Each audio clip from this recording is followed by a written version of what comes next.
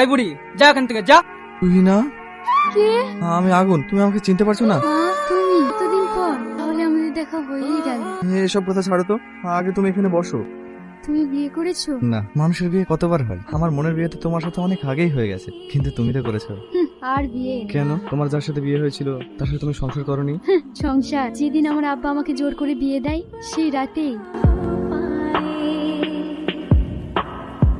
তারপর থেকে তোমাকে পাগলের মতো এদিক ওদিক খুঁজে বেরিয়েছি, কিন্তু কখনো ভাবিনি আজ 30 বছর পর আবার তোমার দেখা পাবো। হায় রে ভালোবাসা, তুমি আমার একটা কথা রাখবে? হ্যাঁ বলো, তোমার সব কথা আমি রাখবো। আমাকে তুমি তোমার স্ত্রীর স্বীকৃতি দেবে? হ্যাঁ, আমি তোমাকে আজই স্ত্রী স্বীকৃতি দেবো। চল।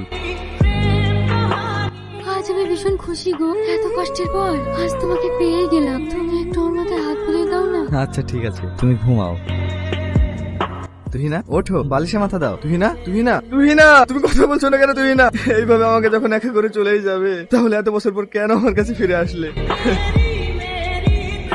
দাদু, তোমার মোনাজাত শেষ হলো? হ্যাঁ, কেন কিছু বলছিস? হ্যাঁ, তোমার কাছে আমার একটা প্রশ্ন আছে। বল। আমি একটা জিনিস লক্ষ্য করি দেখি, দিন এই কবরটার পাশে বসে মোনাজাত করো আর কান্না করো। এই কবরটা কার? এই কবরটি আমার প্রিয়তমা, মানে তোর দাদির কবর। ও, তুমি দাদিকে এত ভালোবাসতে?